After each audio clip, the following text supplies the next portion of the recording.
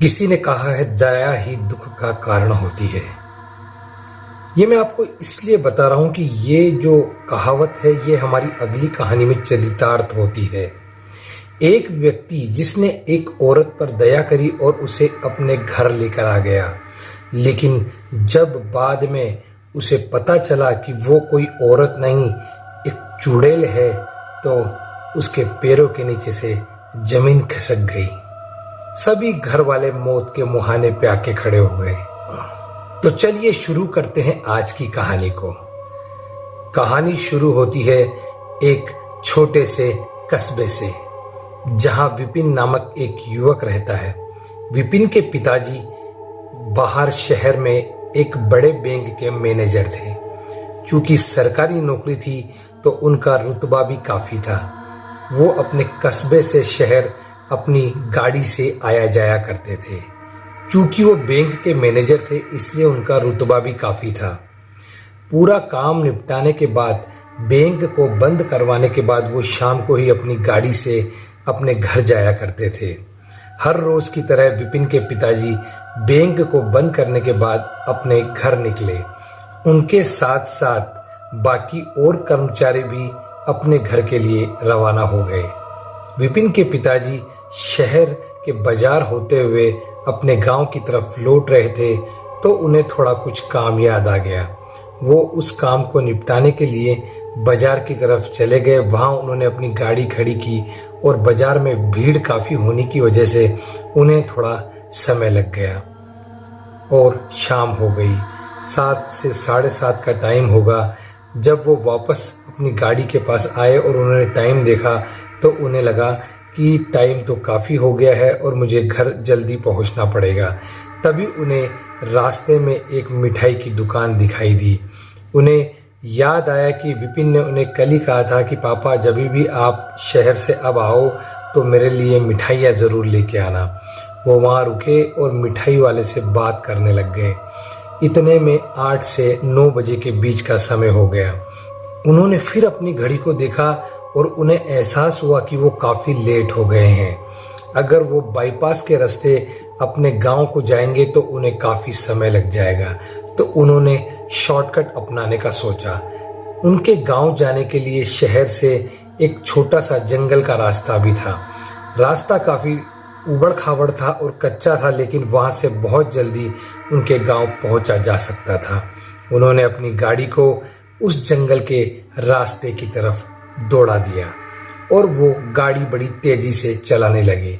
लेकिन तभी क्या होता है कि उन्हें एकदम से ब्रेक लगाना पड़ जाता है और वो गाड़ी रोक कर देखते हैं कि एक औरत रोड के बीचों बीच बैठ के रो रही है। वो अपनी कार से नीचे उतरते हैं और उससे बोलते हैं, क्या हुआ तुम्हें? यहाँ बैठे बैठे क्यों रो रही हो? उन्हें लगा कि हो सकता है किसी मजदूर की वाइफ हो जिसने उसे मार पीट कर घर से निकाल दिया हो और वो जंगल में आके भटक गई हो। उन्होंने बोला कि क्या बात है, क्यों परेशान हो रही हो? किसी ने कुछ बोल दिया क्या? लेकिन उस औरत ने अपनी गर्दन को ऊपर भी नहीं किया और तरह तरह की रोने की आवाजें वो निकाले जा रही थी। उसने घूंघट किया हुआ था तो विपिन के पिताजी उसका चेहरा भी नहीं देख पा रहे थे। उन्हें उसके ऊपर काफी दया आ गई। उन्होंने सोचा कि अगर ये रात भर इस जंगल में रही तो कोई जंगली जानवर इसे नुकसान नहीं पहुंचा दे। यह सोचकर उन्होंने उससे कहा कि चल तू मेरी गाड़ी में बैठ जा, घर चल, वह खाना वाना खा लेना, थोड़ा सा मेम साहब के काम में हाथ बटा देना, फिर सुबह में तुझे तेरे गांव छुड़वा दूंगा। फिर क्या था, उस औरत ने उनकी बात सुनी और झट से गाड़ी के पीछे जाकर बैठ गई। औरत ने काफी लंबा घूंघट भी निकाल रखा था। चूंकि वो गांव की थी तो विपिन के पिताजी ने भी उसे घूंघट उठाने का नहीं कहा। और जैसे ही वो घर पहुंचे तो सभी बच्चे और विपिन की मम्मी और विपिन वो भी बाहर आ गए और वो बोले, पिताजी आप इतना लेट कैसे हो गए? उन्होंने बताया कि मैं बाजार में कुछ सामान लेने के लिए रुक गया था, इसलिए मैं लेट हो गया। तभी विपिन की माँ देखती है कि पीछे कोई औरत बैठी है। उसे देखते ही विपिन की माँ घबरा सी जाती है। उसके मन में अजीब अजीब से विचार और एक डर का सा माहौल बन जाता है। वो पूछती है कि ये कौन है? तब विपिन के पिताजी बताते हैं कि जब मैं जंगल के रास्ते आ रहा था तो ये बेचारी रास्ते में रो रही थी। हो सकता है कि इसके घर वालों ने इसे परेशान करके घर से निकाल दिया हो। तुम इसे किचन में ले जाओ, तुम्हारा हाथ बटाएगी खाने में और सुबह इसको इसके घर छोड़ देंगे। विपिन की माँ उसे भारी मन से अपनी रसोई में ले जाती है और जो भी सामान उसके पिताजी शहर से लेके आए होते हैं वो उसे बोल देती है कि तुम ये सामान लो और खाने की तैयारी करो, काफी लेट हो चुकी है। लेकिन उसकी माँ को फिर भी संशय बना रहता है कि कहीं ये औरत चोर तो नहीं, कहीं ये हमारा सारा सामान तो नहीं ले जाएगी, और तरह तरह के विचार उसके मन में आते रहते हैं। फिर भी वो अपने आप को समझाते हुए किचन से बाहर आती है और मुड़कर उससे कहती है कि तुमने इतना लंबा घूंघट क्यों निकाल रखा है, इसे उठा दो, यहाँ तुम्हें कोई कुछ नहीं बोलने वाला। फिर भी वो औरत अपने घूंघट को नहीं उठाती है। तब विपिन की माँ उससे वापस कहती है, तुम्हें किसका डर है, तुम इस घूंघट को उठाओ और कुछ बोलती क्यों नहीं हो। तब वो तरह तरह की रोने की सिसकियों की आवाज़ निकालती है। विपिन की माँ डर जाती है, उसे नेगेटिव सी फीलिंग आती है और उसे ऐसा लगता है कि कुछ तो गड़बड़ है। फिर भी वह ध्यान नहीं देते हुए उसे जल्दी खाने की तैयारी करने का बोल के चली जाती है।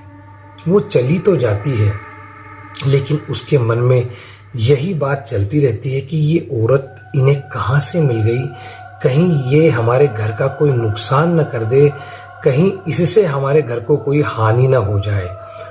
ऐसा सोचते सोचते 5 या 10 मिनट निकालना भी उसका बड़ा मुश्किल हो जाता है और वो फिर उठ के जाती है कि वो क्या कर रही है। वो देखती है कि वो औरत जो विपिन के पिताजी सामान लाए थे उसे थैली से बाहर निकाल रही है और मिठाइयों को निकाल कर बाहर रख रही है।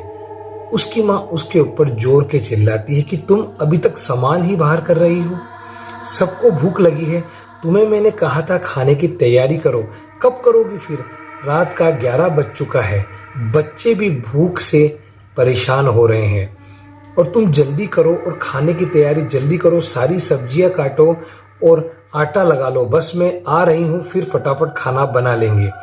ऐसा बोलकर वो वापस चली जाती है लेकिन उसका मन फिर भी बेचैन रहता है। बच्चे खेलते रहते हैं, सब लोग गप्पे मारते रहते हैं, लेकिन विपिन की माँ का मन बार बार किचन की तरफ जाता है। उसका ध्यान बार बार किचन की तरफ जाता है कि वो क्या कर रही होगी। क्योंकि किचन घर के पीछे की साइड था इसलिए बाकी सब लोग आगे बरामदे में थे, कोई भी व्यक्ति पीछे एकदम से जा नहीं पाता था। किचन के पीछे से ही खेत में जाने का रास्ता भी था। उसकी माँ एक बार फिर उठती है और वापस किचन की तरफ जाती है, लेकिन अब की बार वो जैसे ही किचन के गेट के पास जाती है तो जो नज़ारा वो देखती है उसे देखकर उसके पैर जमीन पे ही जम जाते हैं। वो घबरा जाती है। वो देखती है कि वो औरत जो कि घूंघट उठाने को तैयार नहीं थी, वो मिठाई के डब्बे को पूरी तरह तोड़कर उसमें से मिठाइयाँ ऐसे खा रही है जैसे मानो काफी दिनों से वो भूखी हो। उसका चेहरा बड़ा ही अजीब सा था, उसकी आंखें लाल थी, पलकों पे बड़े बड़े बाल थे और उसके जो सर के बाल थे वो सारे उलझे हुए थे। उस औरत का चेहरा इतना भयानक था कि अगर कोई उसे देख ले तो उसकी धड़कन रुक जाए। लेकिन नितिन की माँ जब किचन से बाहर गई थी तो उसने चूल्हे में लकड़ियां सिलगा दी थी ताकि ये खाने की तैयारी करके चूल्हे पे खाना बनाए। चूल्हे में आग धधक रही थी और वो औरत पूरी तरह मिठाइयाँ खाने में व्यस्त थी और पूरे किचन में उसने मिठाइयों को फैला रखा था। नितिन की माँ कुछ समझ ही नहीं पा रही थी कि वो अब क्या करे। नितिन की माँ अगर जरा भी शोर करती तो हो सकता है कि ये जो औरत है जो कि एक चुड़ैल थी वो उसके घर वालों को और बच्चों को नुकसान पहुंचा दे। यह सोचकर वो वहीं जम जाती है। उसे समझ ही नहीं आता कि वो क्या करे।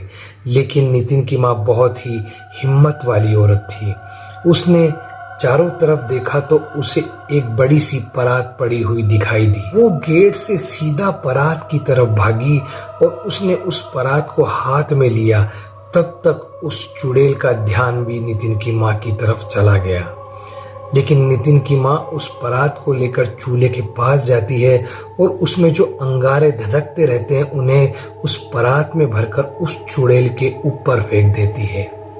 फिर क्या था, जैसे ही वो अंगारे उस चुड़ैल के ऊपर जाके गिरते हैं तो वो दर्द के मारे कराह उठती है। उसका पूरा शरीर मानो धू-धू करके जल उठता है।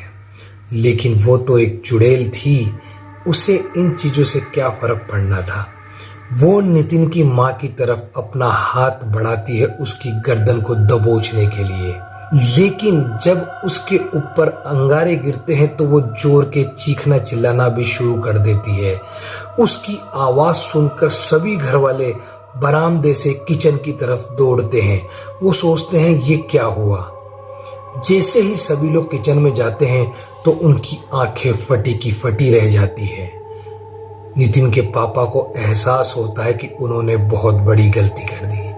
उन्होंने किसी औरत को नहीं बल्कि एक चुड़ैल को जंगल से अपनी कार में बिठाया था और अपने घर ले आए। वो ये सोचकर बहुत ही घबरा जाते हैं कि मैंने अपने परिवार की जान को जोखिम में डाल दिया। वो चुड़ैल सभी घर वालों को देखकर जोर जोर कर चीखना और तरह तरह की किलकारियां और सिसकियां भरना शुरू कर देती है और ऐसी आवाजें निकालती है मानो वो उन सबको खा जाएगी, उन सबको मार देगी। सभी घर वाले बिल्कुल बर्फ की तरह जम जाते हैं लेकिन अपनी हिम्मत नहीं हारते और सभी घर में जो भी चीजें पड़ी होती है उठा लेते हैं उसे मारने के लिए। तब उस चुड़ैल को एहसास होता है कि अगर ये सब लोग मुझे मारने के लिए भिड़ गए तो हो सकता है कि मैं इनका मुकाबला नहीं कर पाऊं। और वो रसोई के पीछे की तरफ देखती है तो उसे गेट खुला हुआ दिखाई देता है जो सीधा खेत की तरफ जाता है। चुड़ैल वहां से सीधे दौड़ लगाती है खेत की तरफ और खेत में भाग के जंगल में वापस चली जाती है। सभी लोग चैन की सांस लेते हैं और भगवान का शुक्र मनाते हैं कि वो लोग बच गए। अगर जरा सी भी देर हो जाती तो हो सकता है कि वो चुड़ैल नितिन की माँ को बहुत ज्यादा नुकसान पहुंचा देती। तो ये थी आज की कहानी। अगर आप किसी को भी लिफ्ट भी दे तो सोच समझ कर दे, क्योंकि वो कोई भी हो सकता है वो एक चुड़ैल हो। तो ये थी आज की कहानी। दोस्तों, अगर ये कहानी आपको थोड़ी भी पसंद आई हो तो इसे लाइक कीजिएगा, शेयर कीजिएगा और प्लीज मेरे चैनल को सब्सक्राइब भी कीजिएगा ताकि मैं इसी तरह की कहानी आपके लिए लाता रहूं। तो जल्द ही मिलते हैं अगली नई हॉरर कहानी के साथ। तब तक के लिए नमस्कार।